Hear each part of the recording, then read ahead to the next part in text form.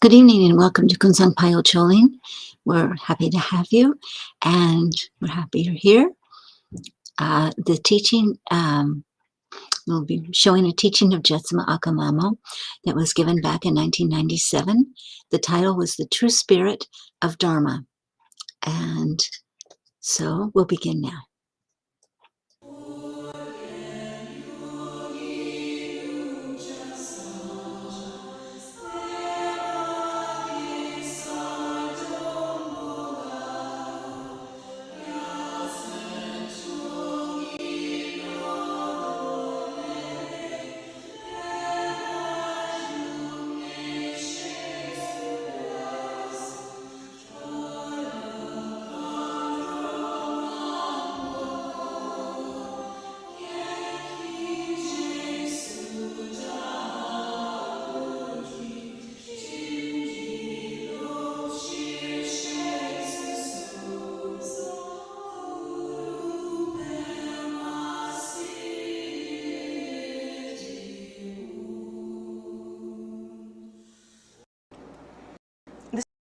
Subject. It's a subject that if my students would ever accuse me of nagging, this would be the one. It's about practicing Dharma according to the spirit of the law, according to the essence of the law, and holding that as most precious. And having that be possibly not even related to many of us, it's not even related to how we express ourselves externally. Now, in the best case scenario, if we were to see a monk or a nun or a Dharma practitioner who had some of the gear, you know, whatever it is, gear. When we see practitioners like that who have so given themselves over to practicing the Dharma that they are wearing the robes, or they have taken vows, whether they be lay vows or whether they be the vows of the ordained monks and nuns, to be that closely involved in practicing Dharma, you would hope that the best case scenario was happening. And that would mean that the outer garments, the outer tools, the outer habits, Dharma habits, are nothing else than an expression of something that is actually occurring internally on a very subtle, a very secret level. We would hope then that these external signs that we see, such as the taking of vows and wearing robes, would indicate a process that is happening inside, not the other way around. And that can happen. And since many of us actually are about to either renew vows or to take new vows, this is a good time to talk about that and to be really honest.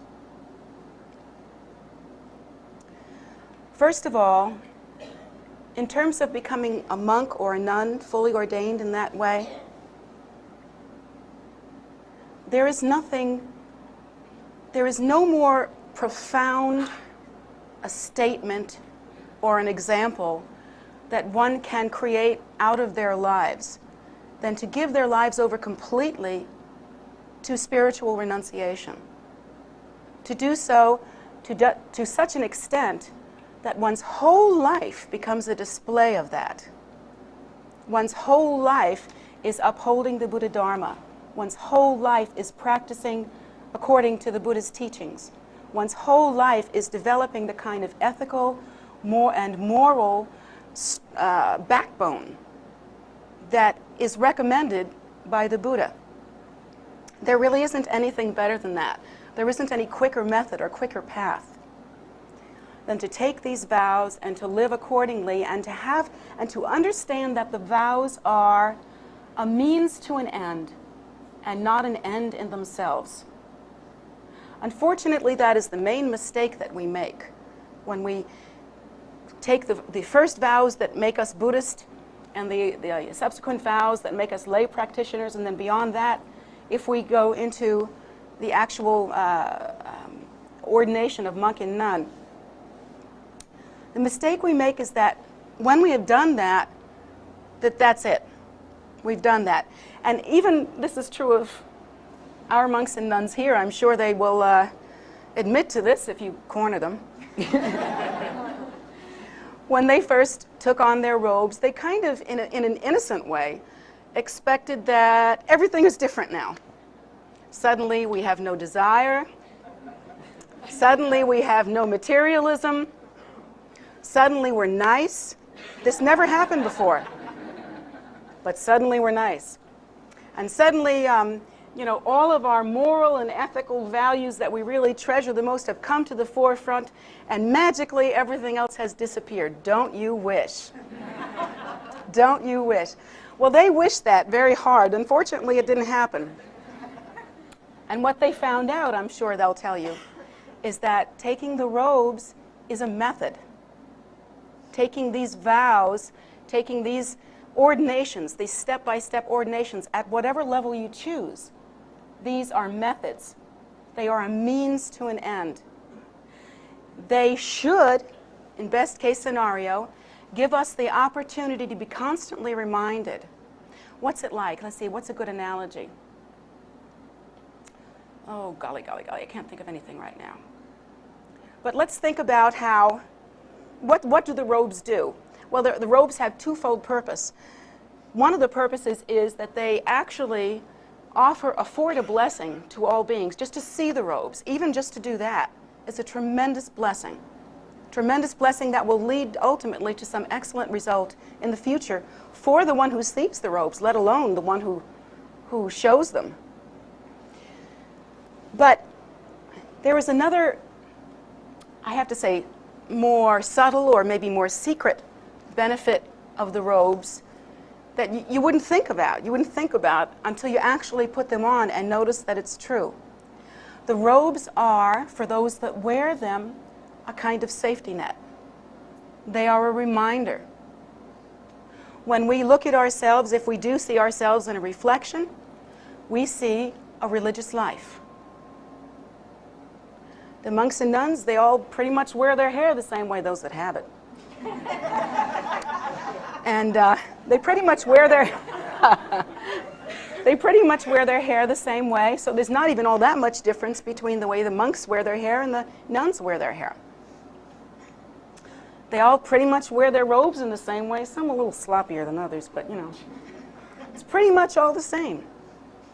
So that when you look at your reflection or when you think about how it is that you live your life, there is less of that ego clinging that causes us to get wrapped up in the kind of neuroses that we get wrapped up in when it's very, very important to be an individual.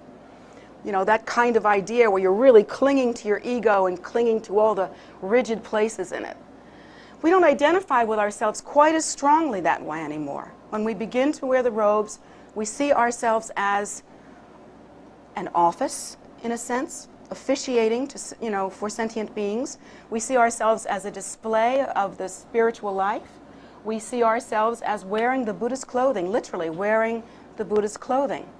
And so maybe at first it's just this much, but gradually, over a period of time, we become acclimated to that, and the robes then for us are kind of a protector. They are a protector. They remind us why we're here. It's one of the terrible problems of our society. We've gotten so materialistic and so busy and so involved in everything in the 10 directions that we just kind of lose sight. We lose count of what we are and who we are. And in this modern world, it's a very common question. What am I doing here? What's it all about? These are the questions that run around in our minds constantly, especially at certain critical times in our life. Well, the robes and the vows provide us with an answer that is suitable for someone who wishes to attain realization, who wishes to leave cyclic existence, the realm of death and rebirth. These robes then become to us like, even if we wear them, they become to us like objects of refuge. It seems odd, but for those of you who don't know about this, when monks and nuns have their robes, particularly their yellow robes, which are the robes of fully ordained monks and nuns, they actually fold them up very carefully and put them on their altar, and they prostrate to them. Because these are the Buddha's robes, and these are robes that keep us in that pure inner posture of accomplishing Dharma. They remind us constantly. So that's the best case scenario. That's what you hope is happening, that gradually over time, after having taken the commitment and made the commitment of wearing the robes, that it would take a while, but we would grow into them. You know, they don't solve the problem of samsara immediately upon putting them on. If they were, we could have a Dharma retail store. You know, there wouldn't be any problems. But it's not like that, not at all. These robes become for us a path, a method, as well as any level of ordination that we take. For those of us that have taken, let's say, renunciate vows for lay practitioners or Genyen vows, there may not be any visible external robes, but those vows in themselves, just remembering them and concentrating on them and remaining absorbed in them, we can see that we have made a certain kind of choice, and it becomes to us like a guide. It becomes to us like a reference point, I guess, more than anything else. We can always refer back to the robes. We can always refer back to our vows for guidance. Now, when we take vows and take robes, we have to constantly remind ourselves as to why we do this. Because if we haven't a real understanding of the reason, there won't be much value. It will be very much like a little kid dressing up in daddy's clothing, or a little girl dressing up in mommy's clothing. It's just a costume. So there is a certain process that each one of us must go through in order to move more deeply and more profoundly into the Buddha's teachings. There are certain fundamental thoughts that we have to trace. If we haven't got these thoughts and we're about to take vows or robes, this is not a good thing. We need to backtrack, pull back, and work through the sequence again. And it's something that we should think about from now until we achieve supreme enlightenment. And that is that we have to understand, first of all, what the Buddha has taught us about samsara. We have learned that all sentient beings are suffering, that suffering exists in all areas of samsara, that even when suffering is not visible, that it still exists. For instance, I see many of you here, many of you in this room that look youthful and attractive and very healthy, and you look like you're in pretty good shape. So for us, when we are in that kind of condition, samsara becomes a little bit invisible at times. You know? We don't look at ourselves and say, gee, this isn't the face I had 10 years ago. I think I must be dying. You know? But from the Buddhist teaching, there is something to that. You're 10 years closer to the big day than you were before. And the Buddha also teaches us that one of the faults of cyclic existence, additionally, is that we don't know when the big day will come. So we are taught that there is a certain kind of delusion factor or narcotic quality to samsara, to cyclic existence. And that being the case, we sort of stand back and we look at cyclic existence as something not to take refuge in. Not to feel, cyclic existence will not save us. We look at that and we think, one thing I know for sure is that we're all going to experience old age, sickness, and death. That's nothing to take refuge in. And so we begin to look around to understand more deeply the Buddha's teachings. And the Buddha says that we are suffering from desire. So now we are looking for a way to eliminate or pacify that desire. And of course we go through all the baby steps of just simply suppressing everything, which really doesn't work all that well. It just makes you a little wacko. Then one fine day, we wake up and actually begin to use the path. We actually begin to use the Buddha's teaching. We begin to practice the methodology. We begin to absorb the logic and the the philosophy. And slowly, slowly, we begin to move towards realization. The mind begins to clarify, it begins to deepen, and we move toward liberation. The Buddha also teaches us about cause and effect. The Buddha says to us something that we never quite got before. Because of the way we were raised, we were in a position where if we were bad and we got caught, we were in trouble. If we were good and that got noticed, we got some approval. However, if we were bad and we didn't get caught, we got away with it. And this is the idea that we have.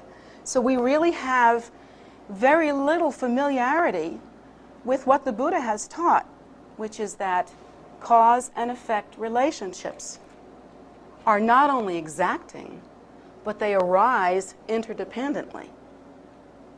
That it's actually true that when you give rise to the cause, you have also given rise to the result. Right there, right happening, right at that moment. We really can't see that because we have a certain way of perceiving time. And time to us is a mystery. We don't understand time. We think time's over here, space is over there, and mind is somewhere else. We don't understand that time, space, and mind are actually exactly the same fabric. So we perceive time in a linear fashion. So we can't see, first of all, we can't see that perhaps in our last previous life, we committed some kind of non-virtue that is really plaguing us in this life. The result of which is really plaguing us in this life. Let's say, I don't know, in our past life, maybe we were not kind and generous to people less fortunate than us. In fact, we were quite selfish. In this lifetime, no matter what we do, we cannot seem to rub two nickels together. We just can't ever seem to pay the rent and the electric bill at the same time. It's just that kind of thing. So we wouldn't know why that was happening, and the tendency would be to think, you know, poor me. Everybody else seems to be able to make some money, but I'm unfortunate. It just never seems to work out for me. Now, of course, with that kind of ordinary thinking, very little progress can be made. Isn't it true? If you have no idea what went wrong, you can't fix it. And the beauty of the Buddha's teaching is that it presents this cause and effect relationship in a logical way if we have the courage to actually absorb it, to take it in, and to live by it. Now that's the hard part. That is the hard part, because we've been trained in such a way that is, again, as long as we get away with something, we're okay. And we've gotten trained so well with that that often we lie to ourselves. As long as we can convince ourselves, how neurotic is this? As long as we can convince ourselves we didn't do it, we're home and dry. That little denial thing that we do. But here the Buddha gives us this amazing jewel, this amazing wealth that says cause and effect arise interdependently. And you are responsible, and you are capable. Not only is the ball in your court, but the jewel is in your hand. So when we approach the Buddha's teachings, if we do it well, if we take the vows and wear the robes with the understanding that we are creating pure and virtuous causes that will be of enormous benefit in the future. Enormous benefit.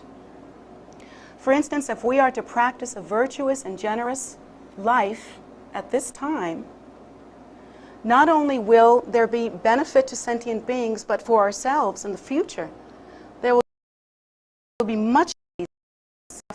And in fact, we are then creating the very causes for happiness.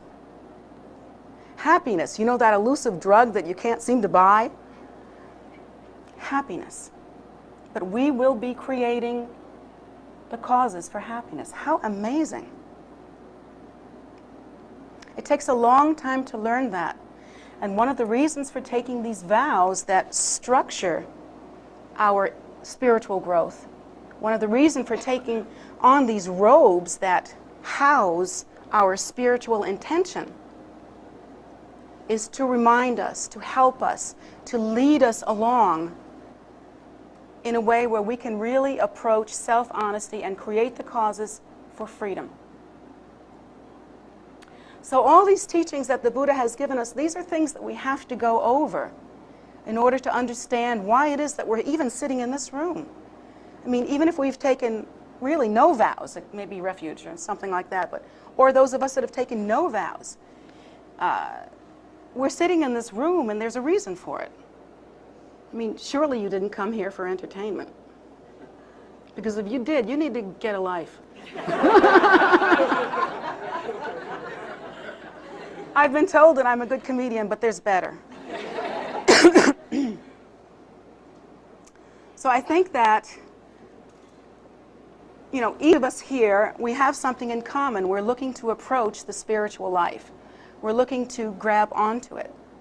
And these teachings that the Buddha has given us, these thoughts that we must follow about the condition of cyclic existence, about cause and effect relationships, and about moving into an ethical and responsible life and what that will produce, these are exquisitely important.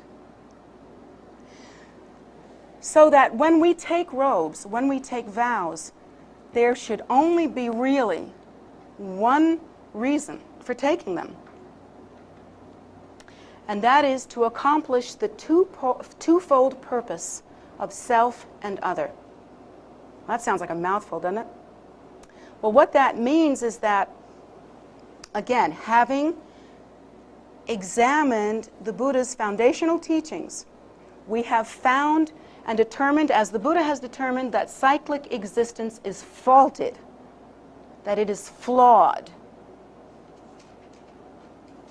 And having discovered that, we discover that we wish to end cyclic existence because cyclic existence is filled with suffering. We see all sentient beings of all kinds suffering terribly, not even knowing why they're suffering, just spinning, spinning, spinning in a world where suffering is the law, is the thing that happens. And then we look at ourselves and we notice that we too are suffering. We suffer from the things that human beings suffer from: old age, sickness, and death, the suffering of suffering.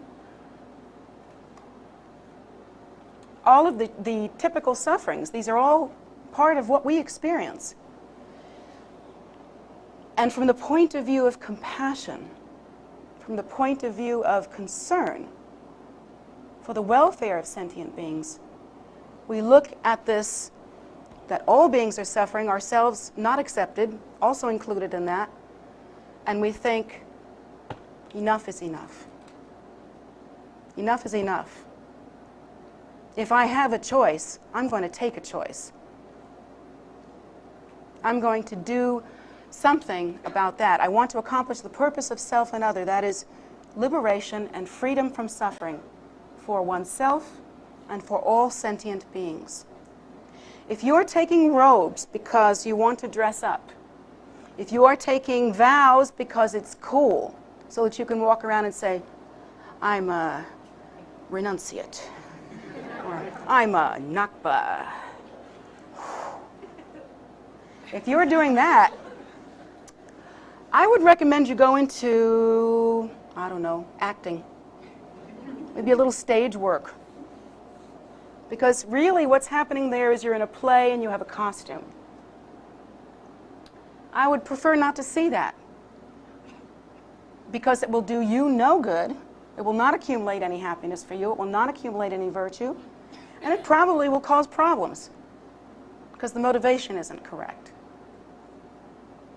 So my hope for you is that all of this nagging and hammering that I've done for what, 12 years, 13 years, 14 years, I don't know how long. How long have I been nagging you guys?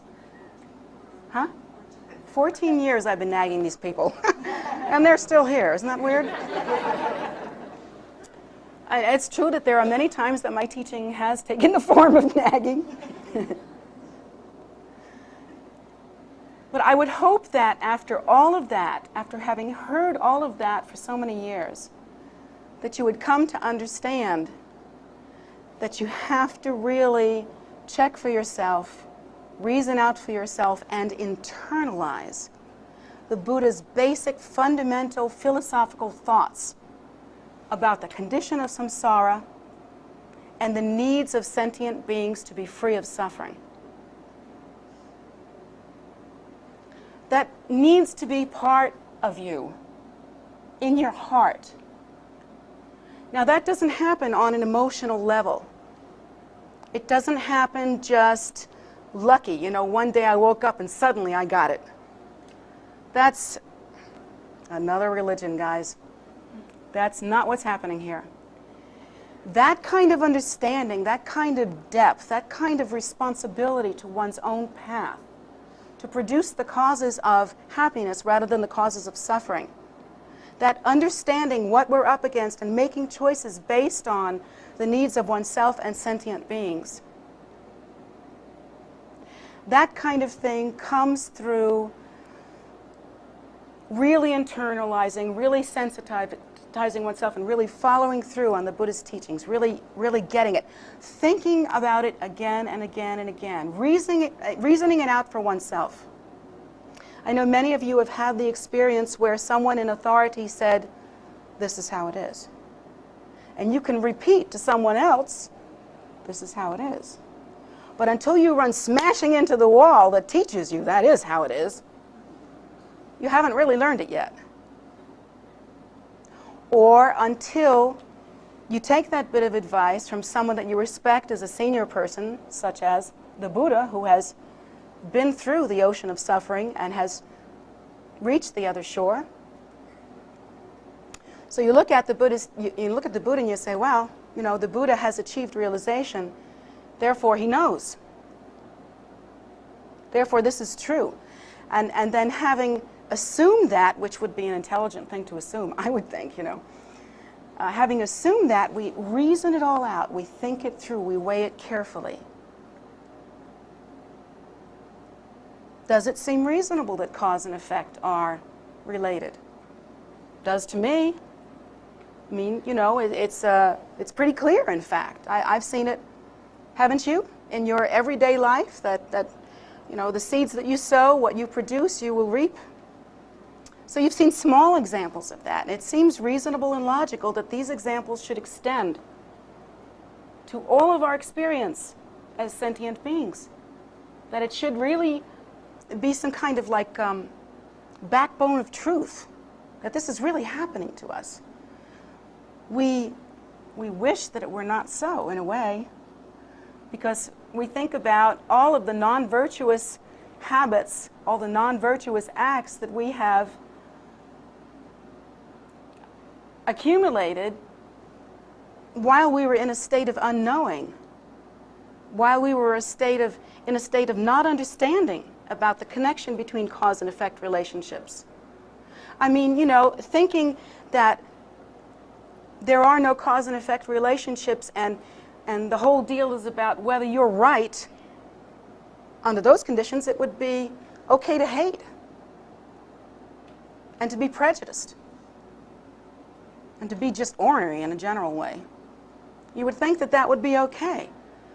But doggone it, we find out that cause and effect relationships are connected, and we're not going to get away with it. We wish we could, but we will never get away with it. We will only produce more suffering and more unhappiness. So we have to look at it in that kind of a familiar way. It's not enough just to read the teachings and go, this is a grocery list. Here are the 10 glorious something or others, and the 84 mediocre other things, and the 79, you know, not so good, blah, blah, blah. That's nothing. If that's what you're going to do, if you're just going to read those words and memorize them and throw them back at somebody else, something's not happening. Something's not happening. One needs to realize them in a deep, personal way. And that's the great benefit of taking vows and wearing robes. It becomes very personal. The path is very personal. It becomes a personal guide to live by. You relate it to your personal life. You know that if you do not give rise to the bodhicitta, to the great compassion, you know that if you allow your mind to be filled with thoughts of prejudice and hatred and lack of caring, lack of love, you know that you have gone outside the definition of what the path is, and the result will not be good. And you can remember that, because that's the way the path is set up. That's the great value of taking vows and wearing robes. You should really only take vows and wear robes if you're looking forward to doing the work that's associated with that. For instance, if you become a monk or a nun, to look forward to the pure conduct that will bless and ripen your mind stream. This is powerful. This is a beautiful thing. To look forward to the robes because you like to dress up, wait till you put those boogers on. They are not as easy as they look. So that's not the big hit here. What we look forward to is the opportunity to live that life in order to produce excellent results. And again, the bottom line concern is the twofold needs of self and others. You know, the twofold need. These are the reasons. Now, in the worst case scenario, we have people that, and you know, this is human. This is not bad. This is what happens. I don't know. Maybe we felt that we weren't accepted growing up. Maybe we felt that maybe we feel nobody loves us. Who knows? Maybe Mama dropped us on our head and we're a little touched. But it could be, you know, there can be lots of different reasons why we would look to be involved in a group thing to make us feel included, to make us feel connected. And often in that kind of situation, Dharma practitioners will collect empowerments from high lamas, like Mrs. Marcos collected shoes. Really. A whole closet full of them. And I've had people, you laugh, but I've had people come up to me and ask me, what empowerments have you received? And I go, I don't know, I got them written down somewhere. I mean, you know, I'm just... And I've had old-time practitioners just go, you know, you can see the head go up and the eyes go down and the nostrils, you know. They'll say, well, I've had this from this Lama and that from Lama, things I can't even pronounce. Don't care if I ever pronounce, actually, but they have all these lists. But look at the posture. Look what is the result when all you can do with that is say, my ego is really terrific. You know, do something fun then.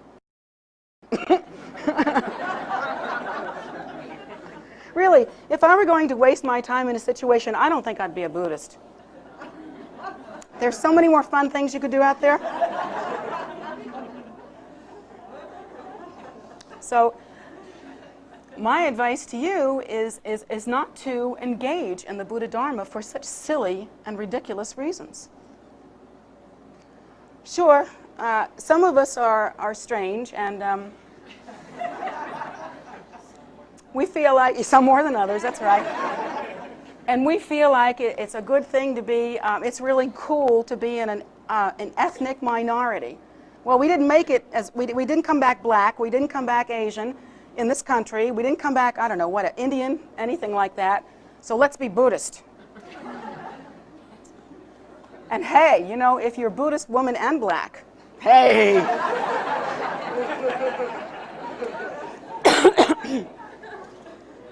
That's really something. Especially if you used to be Jewish.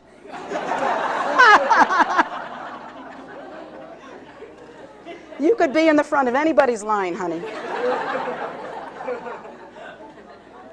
But I'm making jokes about it, but some of us actually, when we engage in the Buddha Dharma, have thoughts like that. We think of ourselves as very unique and individual people, and so we want to express that. We'll go for a weird religion. as far away from Presbyterian as you can.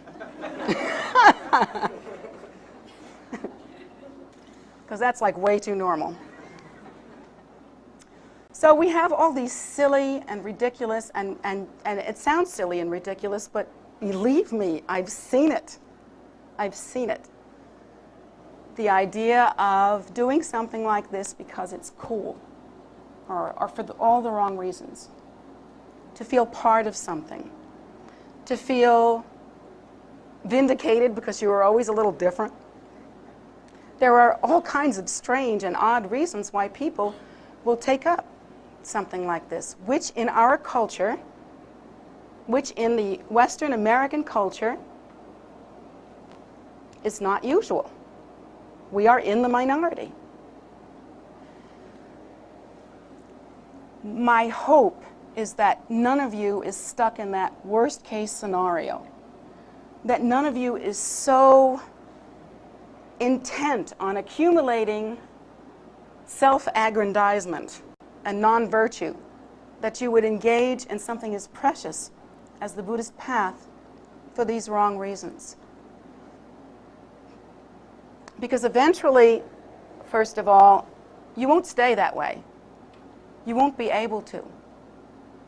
When the coolness wears off, when the newness wears off, and when you figure out that these robes are somewhat less than comfortable sometimes,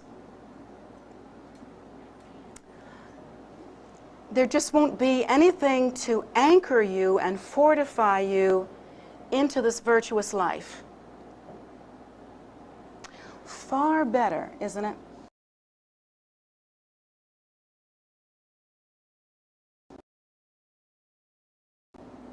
To have very little external sign. To have very little display. If you're afraid your ego is going to get out of control, to have very little display, but very, very carefully, very, very meticulously carry the Buddhist teachings inside of you. Carry these virtuous thoughts, these thoughts of compassion inside of you. Really, to be the best Buddhist on the face of this earth, no one has to know. No one has to know. They may take note of your behavior and see that it's different. They may notice you don't step on bugs. They may notice you don't swat flies. They may not understand it, but you do. And so here's what's important, really. No matter what you look like or what your display or your image looks like, whether you, I don't know, look like what you think saintly ought to look like, which, I don't know, what is that? Eyes rolled ever skyward. You don't get to wear any makeup, which I guess that puts me out right there. So,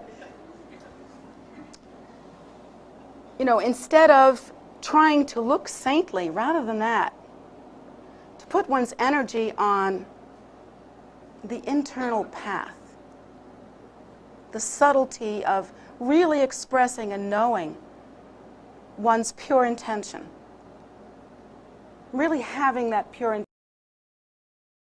intention and thinking of it as like a jewel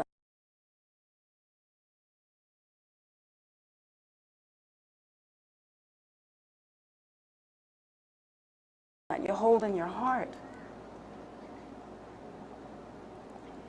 And then beyond, you know, and really holding that precious life as something that cannot be exchanged for anything else. That in your mind you can say, well, yeah, I could go and do this, and this would be lots and lots of fun. And maybe I can have a real good time doing that. But when you weigh it against the preciousness of your intention and your vows, you think, I can't exchange this for this. They're simply not of equal value. This is ephemeral, it disappears, it's nothing. But this life, these vows, these intentions, these are mine. These are precious, these are weighty. My commitment to love all sentient beings equally and to work for their welfare my commitment to express my life in such a way as to bring benefit to others. That's the thing, and it's not exchangeable. It's not worth anything else that we can experience, you see? To hold that kind of strength within you, that's precious and valuable. And if beyond that, because of the force of your commitment, because of the strength of your connection, that you are able to say, additionally, I wish this to be, and it is for me so much the case, that I want to see my life as the life of a renunciate. I want to constantly be aware of the choices that I have made. I want to use my life as a path. This is my choice. I wish to display my life, to use my life as a path. Then at that time, we should go more deeply into the taking of vows. At that time, we should wear the robes. Of course, we also have the same option of practicing in that way as lay people. It's very individualized, and that's one of the beautiful things about the Buddha's path. There's a place for everybody. There is the simple practitioner who simply has faith and who really cares about sentient beings and wants to increase in their caring, and maybe all they say is, all they do is walk around, Om Mani Padme Hum, Om Mani Padme Hum, with a simple kind of faith, knowing that if somebody's suffering, they can say some Om Mani Padme Hum for them, and some prayers for them, and maybe they can help a little bit. Or knowing that if they have some kind of difficulty, they can rely on the blessing of their practice, and they can say Om Mani Padme Hum, and that would be a really good thing. That kind of simple faith, that's one level of practitioner, and it's not a lesser level. There are, in fact, many uncountable stories about practitioners in Tibet who attained the rainbow body, and all anyone ever saw them do is to just say a little Om Mani Padme Hum. That's all. They were never seen to really be practiced in how to accomplish puja. They never really had any teachings. They never really, did all the traditional retreats or anything like that. Some of them, the simpler people in Tibet, couldn't even read. So they had no access, less than you, to the texts. But that simple level of practice was for them a jewel that they held within them, like it was the jewel of their life. And then, of course, there are practitioners who are householders, who wish to remain in a family situation, who have responsibilities and duties to their family, or for whatever reason are more inclined to be connected with the world in such a way as to practice as lay people. There are many, many uncountable cases of lay people who practice like that, who were able to achieve the rainbow body, or were able to achieve supreme realization.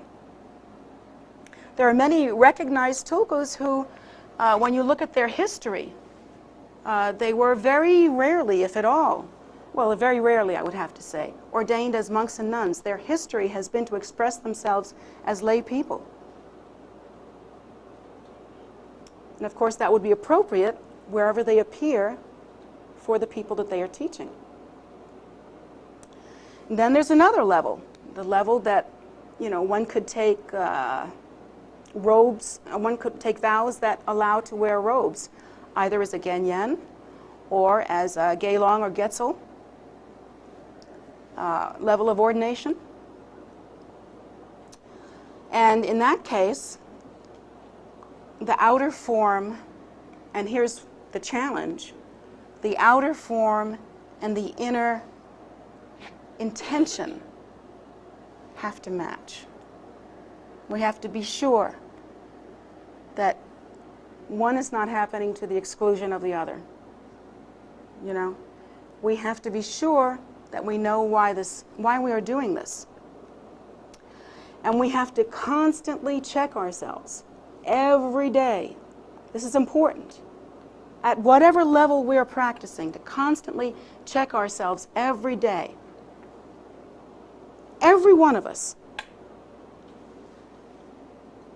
myself included.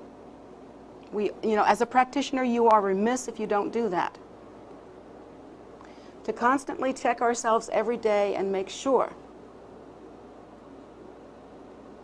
that we are really being true to ourselves and making the best opportunity that we can. Now, the reason why I say we should constantly check ourselves is because I have seen practitioners who have been practicing for some time and who have had extensive teachings. Maybe they might be asked to, maybe they're knowledgeable enough to where they might be asked to teach the Four Noble Truths to a group of people. Or maybe they might be asked to lead a meditation or something like that, lead a practice. And maybe the practitioner might say, well, I know I'm wearing these robes and everything, but I don't really like to do that. Whoa, that's a real danger signal. Back up and ask yourself why you're wearing the robes. Because it really isn't about what you like to do. Is anyone in this room doing what they like to do right now? I would like to be back in bed. No, we have a different goal. We have something else that's going on here that we're reaching for. And so we have to ask ourselves instead, what's needed? What's needed? You must consider yourself then a representative of the Buddha Dharma in the world. And so now you must be of help. Not just doing your own thing, what you like to do, but truly of benefit to sentient beings. And if you're not into that, if you can't quite connect the dots here, then you need to go back to the beginning and ask yourself, why have you taken these vows? What are the thoughts and understandings and recognitions that you had to bring you to that point? Why are you wearing these robes? Why are you engaging in this life? If not for the sake of oneself and all sentient beings, then what's the point?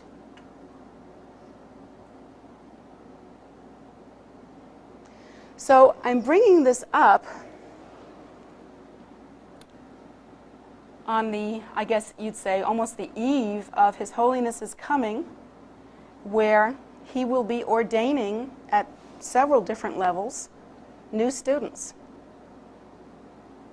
How amazing that here in this land where Dharma is not native, that so many of us have found our way into living such an extraordinary spiritual life. That so many of us have the fortunate karma, the extraordinary merit to be able to meet with such a profound spiritual life. How amazing. But in order to make that really worth something, we have to practice it deeply every single day. It has to be so much a part of us. These thoughts have to be constantly cultivated. They don't appear naturally in our minds. Do you know that? They simply don't appear naturally in our minds. And do you know why? Because of habitual tendency. If you're waiting for the idea of renunciation to come to you, you're going to be waiting for a long time. If you're waiting for the dust to clear, if you're waiting for the inspiration to live a virtuous life, if you're waiting for the feeling to hit you, then your path is waiting, not Buddhism. That's the truth. If you are simply hoping that eventually, if you hang out with all of this enough, something will pop, or, you know, you'll have an aha someday or something like that, then you're not hearing me. This precious intention, this understanding of cause and effect relationships, this understanding of the faults of cyclic existence, these thoughts have to be cultivated. And if they're not cultivated continuously, even if you've cultivated them for 5 years, then you stop. You'll lose your way. The reason why is that habitually, since time out of mind, the only consideration that we have had in our little pea brains is, I am. Therefore, I am. Therefore, you are too. We have clung, since time out of mind, we have had the idea of self-nature being inherently real, and it's such a solid thing for us. You know, even as we begin to take our baby steps in the Buddha Dharma, we go, I have my mala, I am wearing these clothes, I am doing this. And we perceive it all through this window of egocentricity. And it's because that's our habit. We only really know how to recognize a separation between self and other, you know? And that's unfortunate. It's unfortunate because then we have all these crazy ideas like, I think I should get what I want from you. What are you going to give me anyway? So we have that idea. Whereas if we really understood the Buddha's teachings, we would understand that there is a fundamental, undefined, free of division, free of conceptualization, primordial ground of being, which is our nature. And that nature is not separate. To look at, it's free of any contrivance, in fact, any kind of conceptualization. To look at any other human being with these eyes of duality and see that one is out there, separate from you, not the same as you, is a delusion.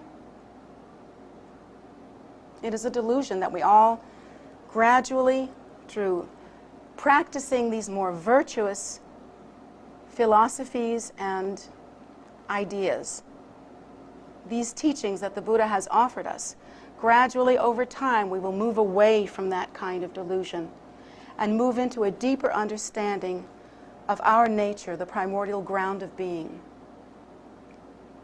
And at that point awaken as the Buddha. So slowly, slowly, over time, slowly, slowly, and it's not going to happen overnight. It's a gradual, profound process that is enabled by the taking of vows, that is enabled by the wearing of robes. But most of all, first and foremost, it is enabled by our inner practice, pure intention, again and again internalizing the philosophy, connecting the dots, self-honesty, realizing these cause and effect relationships and not letting yourself hide them from yourself, but really practicing in a true and honest way. This is the thing that will make a difference, not what you wear, not words that you say if you're just mouthing them.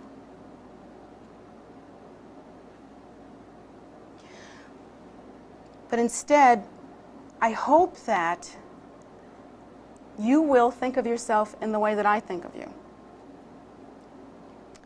which is that when I look at each and every one of you, I see the potential for Buddhahood. I see that by virtue of the fact that you have walked through this door and have met with the path of Dharma, have met with the Buddha's teachings, by virtue of the fact that you can see these images, the statues, the pictures, the texts, these that we consider expressions of the Buddha's path, by virtue that you are here, by virtue of the fact that you are here, something enormous and amazing is happening. The virtue that you have accumulated previously, the hard work, the pure intention that you may have had in the past, has suddenly come to fruition, has suddenly ripened. And here you are with this potential for Buddhahood, looking at the path, picking up your feet and your heart and walking. This is a miracle.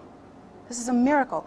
In one way they say the meanest worm, the lowliest cockroach has the potential for Buddhahood, and that's true, but you are here. It takes more than the potential, it also takes the conditions to be ripe. This is a miracle.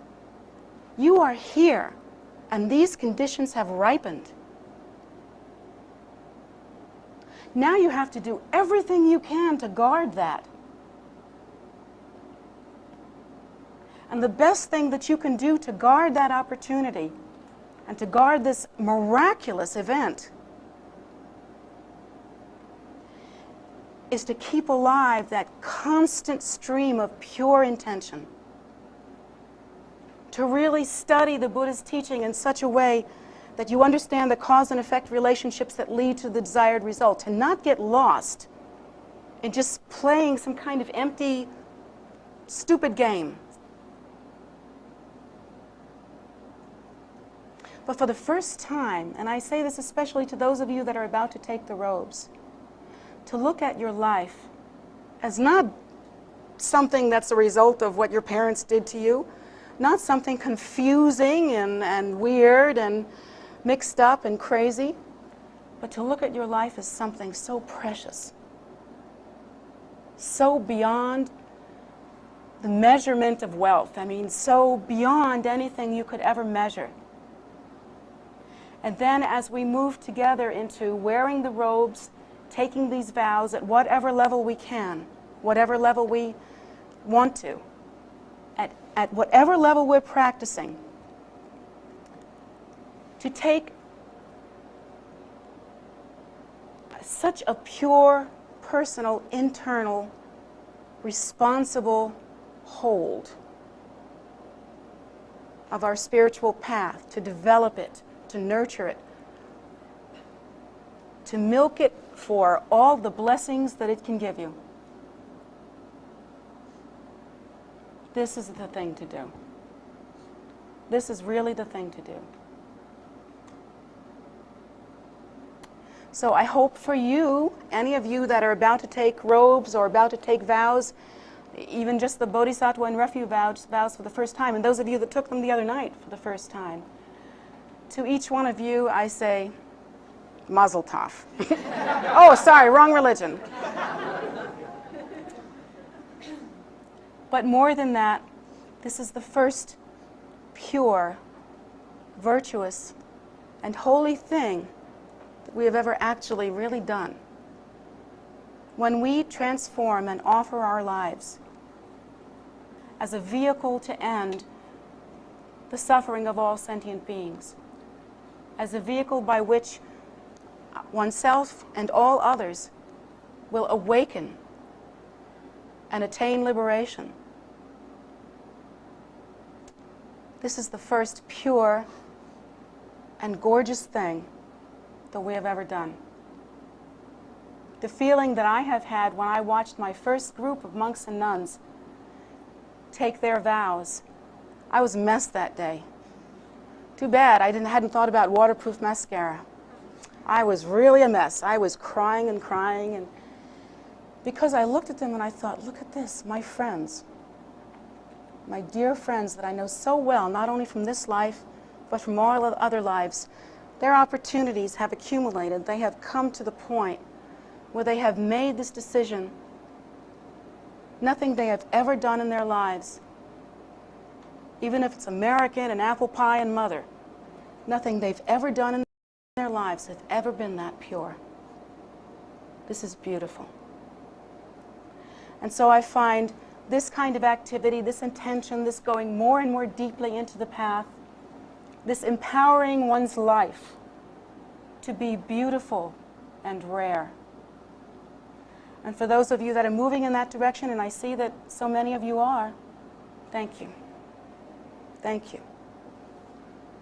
It is because of you that someday samsara will be emptied. It is because of you that someday there will be an end to suffering. All the connections that you have with the sentient beings that you don't even know in this lifetime, but are connected with, they will eventually ripen, and all of them will benefit by your gift. All of them. How wonderful. How extraordinary.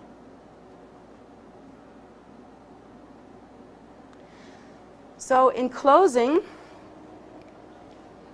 if you read the paper and you say, yuck, what's happening to the world? Or you read the paper and you think, this is really bad, this is a mess, I invite you to doubt it. I invite you to contribute that kind of heartfelt virtue to the soup that we have here. And eventually, we'll have something worth feasting on. Maybe not today, maybe not tomorrow, but we'd be laying the seeds for it now. And I want to say also that I'm very proud of you. The idea, it was me that started all the trouble. It was me that, I know I did that. It was me that had this bright idea that we were going to have a 24-hour-a-day prayer vigil. So, hey, I'm the idea person. But you guys carried it out. And you are carrying it out. And that's the point, isn't it? That's the point. I'm really proud of you. I'm really proud of you. I hope that you, for the first time, are able to look at your lives, no matter what your parents told you, no matter what society told you, no matter how things worked out. I don't care what your life was like. I hope that now, for the first time, you can look at your life and say, this is precious. I am precious. No less precious than all those little Buddhas out there.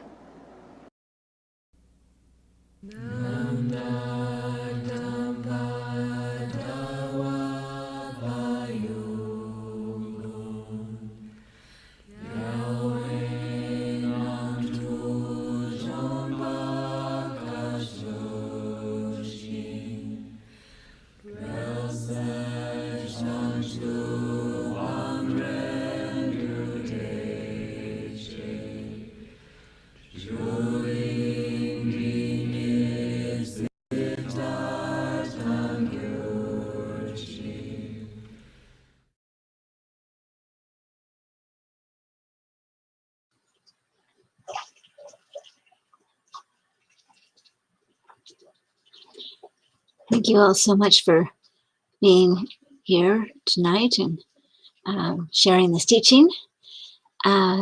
These, I just find these teachings so wonderful, and I'm hoping that you do as well. And we do show them on Wednesdays at 7:30, Sundays at 11 a.m. Eastern Time here in Maryland, just outside of DC. Where the world is showing us how crazy it can be. But they have been pre-recorded, and most of them were given back quite a number of years ago. So they are on YouTube, and you can watch them at your leisure in any order you like. But we are sort of showing them here as a focus, and hope that you, and glad that you're participating in that. So we also have meditation Saturday and Sundays at 10 a.m. And that's live here at the temple in Maryland, as well as in person on YouTube. So, live would be in person as well as on YouTube. And I hope you join us for them. They're being led currently by a couple of our younger students. One of them is Jetsunma's daughter, Atira, and the other is Tara. they grew up together as children in the Dharma and have been with Jetsunma for their whole lives. So all they have pretty well internalized all these teachings. It's wonderful to watch them. And then we also have Medicine Buddha, a very short condensed version available at 7 p.m. on Facebook. And that was started by Jetsunma during the COVID times to help give comfort and also a solution for the need for prayers and the need for connecting people up with their suffering, with friends, relatives, and themselves who were either sick with COVID or something else or whatever, or they just wanted to be involved in the prayers. So it's ongoing, and since even though COVID is, sort of mutating and doing different things, suffering hasn't taken a break. So here we are. So every evening, 7 p.m. on Facebook. We also have a soak, which is a food offering ceremony every day to help gather the merit for all of these activities, including that 24-hour prayer vigil, which is also a merit builder. But it helps with the steam, if you will, or the fuel to keep all of this going and to keep the activities happening. Every day we have one, and I'm going to direct you to the calendar on tara.org. Go to tara.org. If you can't copy this link fast enough, go onto tara.org. Just scan down the front page, and at the bottom there'll be a link straight to the calendar. And once you get there, you can just click on an event, and it will take you to it will open up, and you can find out what it is, what vehicle it's traveling on in the internet, if it's Facebook or YouTube or Zoom or whatever. And if it requires a code, it will give it to you, and it will also give you a link to the practice. So you're welcome to join us and just be part of that any time. I mean, you are us, so there we are. Let's see. Sundays, if it's good weather, we do that. We do the soak at 2 p.m. at the Guru Rinpoche statue. And that's just across the street, like in the park. We have a 65-acre park of walking trails, meditation gardens, stupas, statues, you name it. And it's very, very wonderful and peaceful and a great place to go and just, find yourself inside yourself. It's really wonderful. All of that being said, you're welcome to any and all of it. And Jetsunma's main activity right now has been forming KPC Buddhist Relief, which has been something we've been doing for a long, long time, but it's taken kind of a greater and stronger and more organized form in terms of, we are actively procuring food and clothing and whatever's needed for people who need it. There's a lot of food insecurity, even just here in our county. There's a lot of organizations that are equipped to distribute it if they can just get it. And so we've been working on the just getting it part and doing an amazing job. So check out kpcbuddhistrelief.org, which is that's where a lot of that activity is taking place. It's just so vast, actually. It got very big very quickly. Just check it out and see if there's any way you want to participate in that or be a part of it. They're also on Facebook and YouTube and Instagram. So everywhere, Buddhist Relief. And let's see, we just have a lot to do. We have animals. We have a garden that is just incredible. It seems to be going year round, much to our amazement, and producing food that is also going in these endeavors to, more than we ever expected. It's really extraordinary. And we have wonderful animals that are helping with all of this, some goats and some chickens and some geese and some turkeys. And they're just some of them are helping handle the ground, sort of priming it for gardening. And some of them are helping with all kinds of things. And meanwhile, they love to be petted and they just love to love people. So pretty amazing combination. Come visit us. We're open daily, every day, 8 a.m. to 8 p.m. in the prayer room and dawn to dusk outside. And just be at home. It's your home. It's for you. It's for everyone. And we hope you can do that. If you wanted to make an offering to Jetsunma, you're most welcome to do that. On our PayPal account is jetsumagift at gmail.com.